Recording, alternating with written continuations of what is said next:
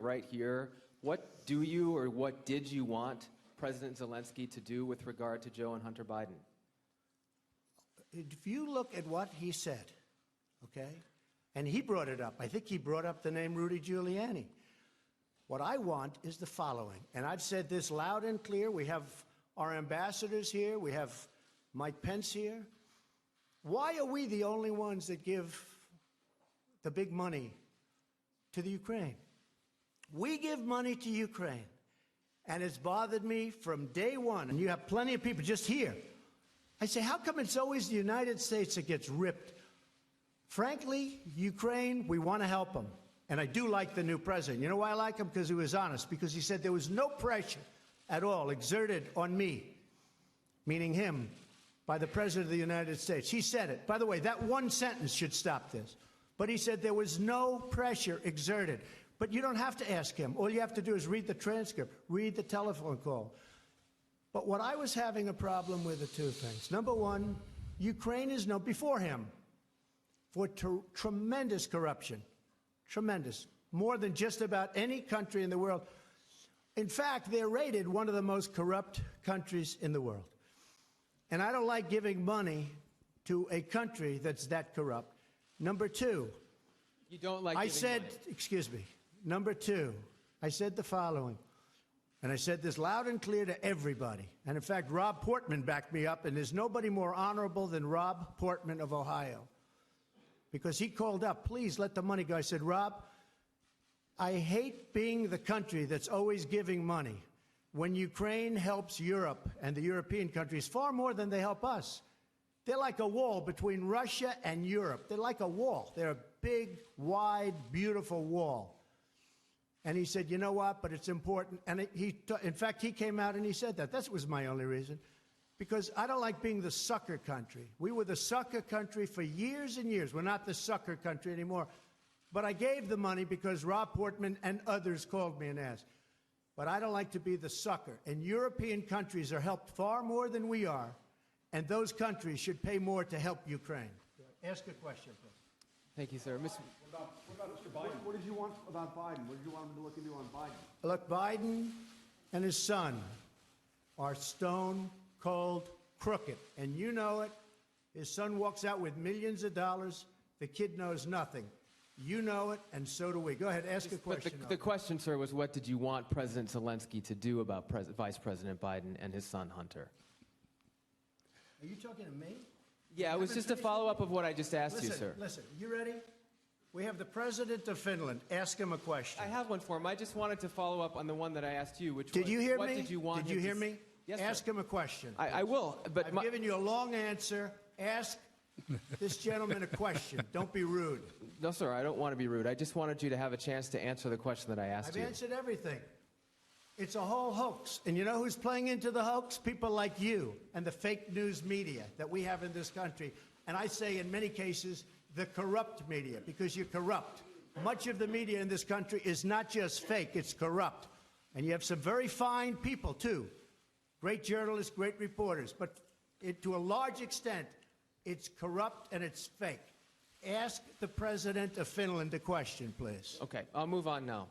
Mr. President, in your opening remarks, you said to President Trump that you had been to some museums today and that you respected the U.S. democracy and encouraged him to continue it. Are you concerned that that's not happening? And my second question to you, sir, is the WTO ruled today in favor of the United States, saying that the United States can now impose tariffs on European goods because of illegal subsidies against Airbus. That was a big win for the United States, right? It was. You never had wins with other presidents, did you? But we're having a lot of wins at the WTO this was since a I case became that started, I think, 10 or 15 years ago. Okay. But excuse me. Your wins are now because they think I don't like the WTO and they want to make sure I'm happy. Because all of those countries were ripping off the United States for many years.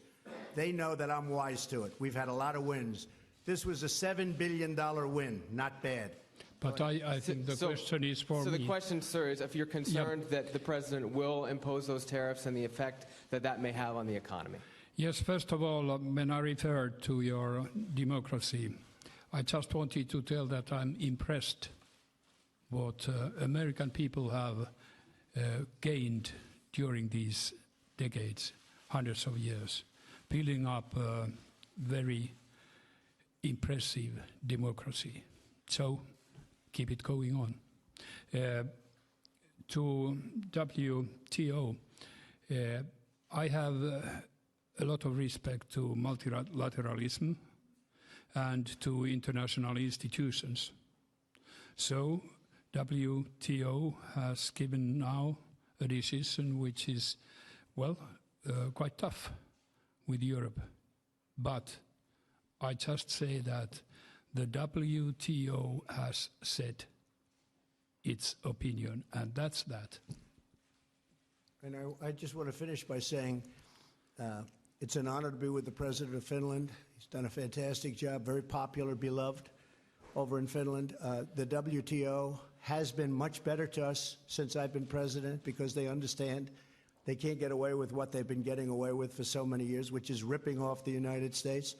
And please remember the President's last remarks, that we are a great democracy. We are the United States is a great democracy. And I'm airing what I'm airing because we are, in fact, a democracy. And if the press were straight and honest and forthright and tough, we would be a far greater nation. We would be a far greater when we don't have the CNNs of the world who are corrupt people. Thank you very much, everybody. So, settled in? Okay. Let's talk about the future of news, the state of journalism today, and why it is so important for our country and indeed for the world at large. I want to come back to part of our theme, that a free, truly free and independent, fiercely independent when necessary press is the red beating heart of freedom and democracy. By the end of this section, I hope you'll see why and think about it. Challenging power, questioning authority, only strengthens this nation. It can strengthen any nation. That is the primary role of journalists, to constantly seek out the truth, or as close to the truth as it's humanly possible to get, no matter how uncomfortable that might be, especially for people in positions of power. I've spent my life working in American television, so if you come to this class from another country, the context about what you're going to hear is about my experiences in the United States, but it certainly could be applicable to many democracies and would-be democracies, hope for democracies around the world. The question at hand is why journalists are important in a democracy. I believe that one of the most important functions of journalism is to seek truth and speak truth to power. In other words, uncover knowledge that the powerful have, information that the public needs to know and has a right to know. You know, I'm reminded that one of my favorite quotations about journalism, I wish it was my quotation, but it isn't, but it goes roughly along these lines. News is what the public needs to know, that someone somewhere, particularly someone in power, doesn't want the public to know. That's news. All the rest is pretty much advertising and propaganda. Now, so we being the Biden administration, we have sent billions to Ukraine to protect their borders, even as we have opened our own to the world. Why are we doing this exactly? Well, as Joe Biden has told us repeatedly, doing his Winston Churchill imitation, we're doing it to protect democracy. But of course, the irony here is Ukraine is not a democracy in any recognizable sense. The Ukrainian government has banned media outlets that are hostile to it. They've also shut down opposition parties. They arrested the main opposition leader. That's a democracy? Are now recognized by Moscow as independent. Russia has also established diplomatic relations with the Ukraine separatist-controlled regions after Putin ordered Russian troops into eastern Ukraine.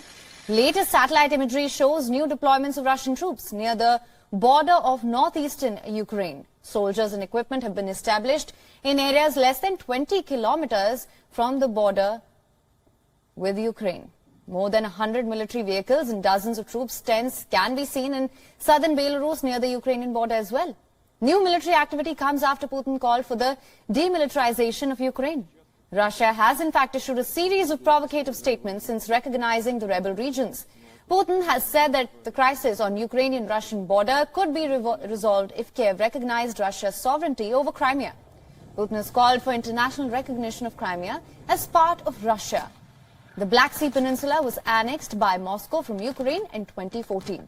Putin said that the best solution to the crisis would be for Kiev to drop its NATO membership ambitions and stay neutral. Putin also blamed Kiev instead of Moscow for killing the Minsk peace agreement on Ukraine, adding that there was nothing left to fulfill. The Western brokered peace agreement sought to end the eastern Ukraine conflict. This is the largest natural gas field in Europe. It lies in Groningen in the north of the Netherlands. After decades of providing gas, production has now nearly come to a halt. Earthquakes caused by gas distraction led to legal battles and thousands of claims from people whose houses were severely damaged. Like the 19th century farm belonging to Annemarie Heijten and her husband Albert, which had to be demolished. The couple rejects the suggestion that Europe might need more gas from Groningen if Russia is not delivering. The fact that they point their finger to Groningen directly after everything that happened here, and lots of people, thousands of houses still have damage, and our government fails to resolve the problems of the people, and then pointing the finger at Groningen while our safety is at stake. The government says gas from Groningen will only be used in case of a severe winter or any other crisis. A shortage of supplies from Russia could mean just that. What matters? Igor Girkin, a nationalist with 410,000 followers on Telegram who has fiercely criticized Russia's military leadership for being disorganized and ineffective in its campaign against Ukraine, said in a recent post there was wild understaffing of frontline units, while morale was poor with soldiers refusing to fight. He described recent progress by Russian forces in Ukraine as tortoise-like. "We have nothing to attack with in depth," said Girkin, a Russian citizen who played a prominent role in the 2014 Russian takeover of Crimea and weeks later became the first commander of Russia-backed separatist forces in Donbas. Girkin is being tried in absentia in the Netherlands, charged with murder in the 2014 downing of Malaysia Airlines flight MH17 over eastern Ukraine, where all 298 on board were killed. He has dismissed the trial. A Ukrainian counterattack on Kherson could succeed at least in the short term because it has more troops in a region where Russian forces are relatively weak and have